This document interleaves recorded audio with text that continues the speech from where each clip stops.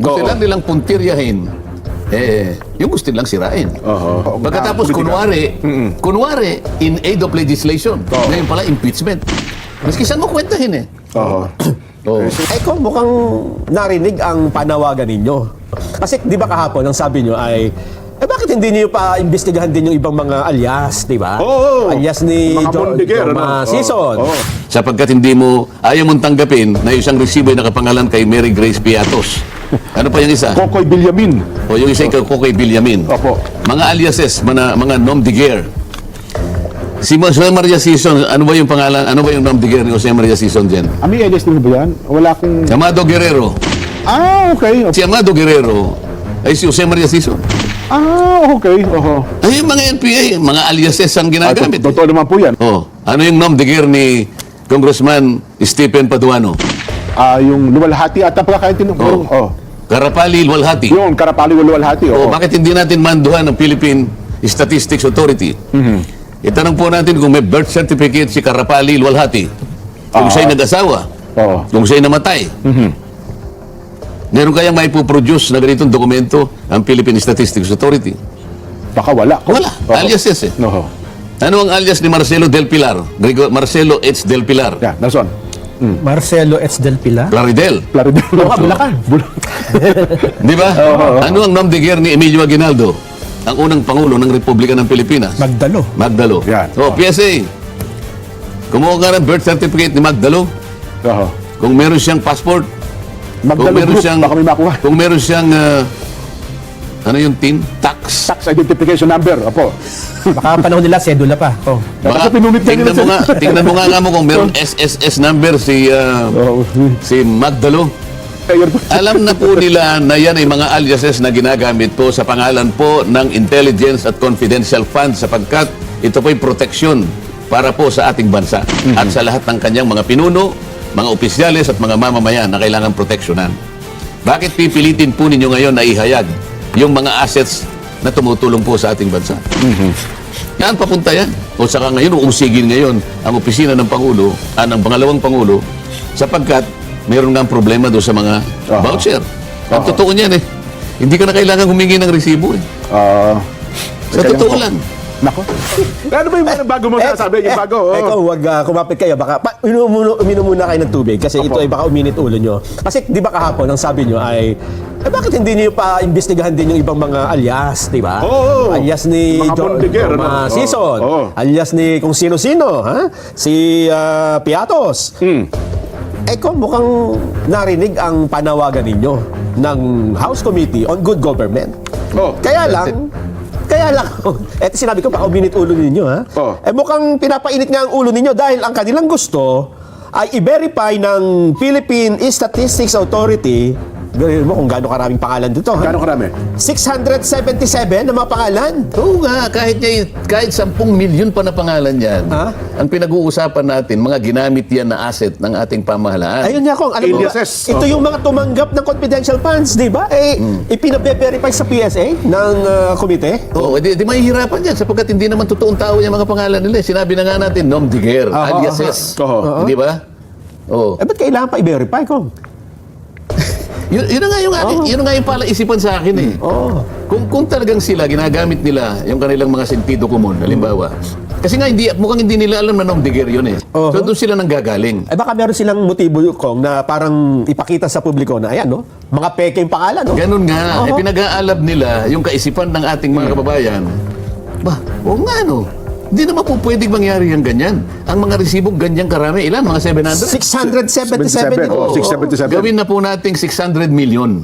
Pero ang prinsipyo po, ang pinag-uusapan natin dito, yung mga taong yan, kinasangkapan po ng ating pamahalaan sa iba't ibang kaparaanan, sa iba't ibang gawain, pagkalap po ng impormasyon para po maproteksyonan ang ating bansa. Kaya po confidential and intelligence funds. Yung intelligence funds po para sa mga pulis at sa army, may kinalaman po sa pagsasanggalang sa ating kalayaan, sa ating kapayapaan, sa ating seguridad. Internal, yung domestic, yung civil government, yan naman po yung confidential fund. Ang katotohanan nga po niya, kaya confidential, sapagkat itatago po natin yung mga nagamit po nating mga tao, kinasangkapan natin alang-alang sa pagtatanggol sa ating mga patakaran, sa ating mga pasilidad, sa ating buhay at pamumuhay. Lahat po yan ay kinasangkapan, alang-alang doon sa gawain na yun. Kaya nakatago sila. Sa matagal na panahon, ganun po. Ngayon, kung pipilitin po na i-identify po yun, ang ibig lamang sabihin, either hindi po nila naintindihan ang pinag-uusapan, hindi po nila alam kung paano pinatutupad ng sangay ng pamahalaan ang mga sensitibong mga bagay, ay wala na po akong masasabi sa kanila. Naku. Kaya nga, confidential nga yun. Dapat, Kaya, pero teka lang nga, parang nung isang araw, sa pakikipagpanayam kay Ombudsman Martires na Kong, ay parang binanggit niya, kasi may mga pangalan lumutang na ganyan, dapat daw, mukhang ipaliwanag ni BP Inday kung sino-sino itong mga taong ito. Hindi nga pwedeng mangyari yun eh. Okay. Itatago mo nga sila eh.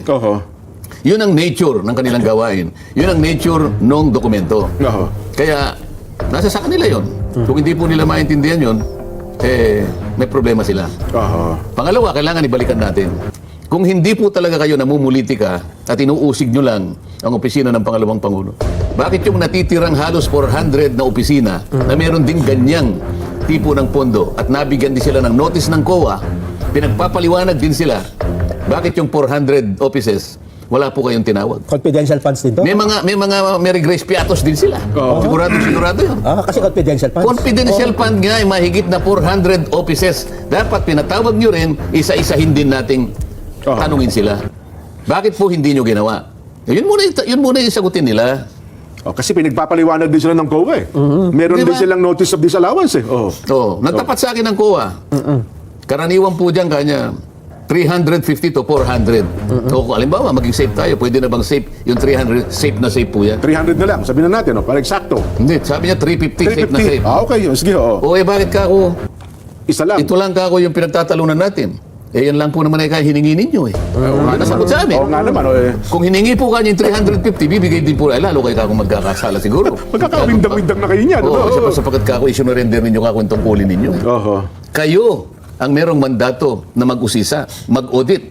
Wala nang ibang pinagkalooban ng ganyang klaseng otoridad. Para isinuko nila yung kapangyarihan nila ko. Kailanman hindi nyo dapat isuko yan. Sinulatan lang kayo, hindi man lang kayo pumiyak. Dapat sumagot ka, teka muna po. Kami po ay susunod naman sa inyo, pero kailangan pong malaman ninyo na itong ating ginagawa ay tentative po ito. Wala pa pong kasiguruhan dito eh. Hindi pa po pinalito eh. Ito po yung initial findings lang po namin.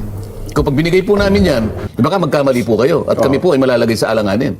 Baka meron naman pong magdemanda sa amin sapagkat hindi po nyo gawain yan, gawain po namin yan. Di ba? Para po kayong kusinero eh.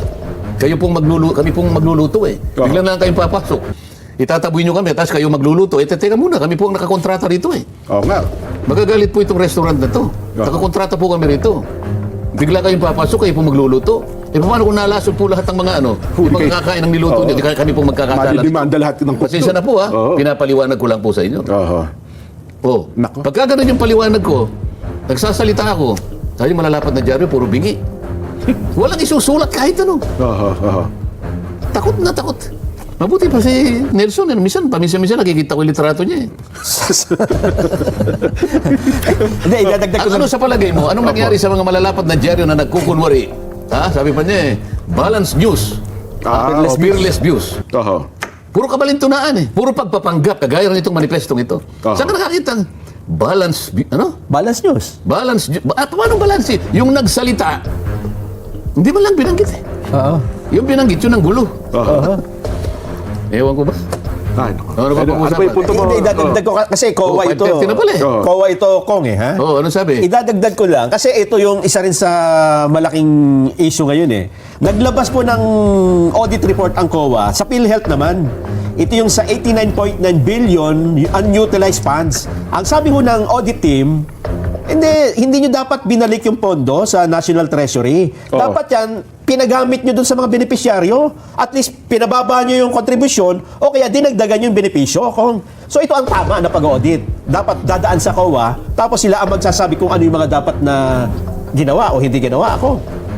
So, dapat nga, dito ang ginawa ng COA, di ba? Dito. Bakit dyan sa PhilHealth? Sa PhilHealth meron At alam ko doon sa tanggapan din ng pangalawang Pangulo, may mga notices din sa kanila na nasagot naman ng tanggapan ng Pangalawang. Hindi ko alam kung ano yung top. Mayroon din lumabas sa mga pahayagan at saka sa mga news. Nire-research ko lamang, baka magkamali tayo ng impormasyon. Kasi lagi pinalulutang, Jen at Kong. Oo. Kaya natin ito ginagawa, public accountability. Dapat ipaliwanag sa bayan kung saan napunta yung pondo. Oh, nakita mo na. Yun Yan, nga eh. yan pa lang, nanggigigil ka na eh. Yun nga po. Pero ito yung nakakapanggigil. Ano, paano? Ito hindi nyo na alam. Oh. Si dating senador Opo. at DOJ Secretary Laila de Lima, nung hindi pa siya senador, Aha. naging Justice Secretary siya. Ay, naman, no? Hanggang Tama. 2015, di ba? Oo. Pero nung yung audit ng COA, 2015, Okay. annual audit, Aha. COA, 91.8 million confidential fund ng DOJ walang disbursement vouchers. Paano ba ni Dilima yan? 2015, 2015. annual audit. Oho. Annual audit report. Kawa na yan, Kong. COA. Oho. Madali, pupunta kayo sa COA. Pwede namin sa bagay. makita po yung 2015 ano po ng Department of Justice. Aha. 120 million unliquidated cash advance ng confidential funds. Unliquidated pa to. Oho. Samantala yung iba, may pirma nga, may piatos nga lang sapagkat kinocover. Pero ito wala eh. Wala resibo. Walang resibo, yun ang mas mabigat. Pero 120 million yung walang resibo, cash advance eh. Opo. Cash advance. Kaya nga, pinoint out ng COA na may problema kasi unliquidated cash advance. Ayun. 120 million. Yun naman confidential funds na walang disbursement vouchers, 91.8 million. O ano sasabihin mo dyan? Selective eh. Oho. So Ang gusto lamang nilang suriin, gusto lang nilang puntiryahin, yung gusto nilang sirain. Oho. Yung 400 other offices, libre na. So, paano ka makakagawa ng isang panukalang batas? Na akala mo yun nga ang kanilang tinutuntun. Akala mo yun ang layunin. Kung yung layunin, makagawa tayo ng isang pantay, isang makatotohanan at katanggap-tanggap na panukalang batas, bakit hindi mo i-involve lahat ang merong confidential funds? Bakit ang tinarget mo ay yung vice presidente? O hindi ba politika?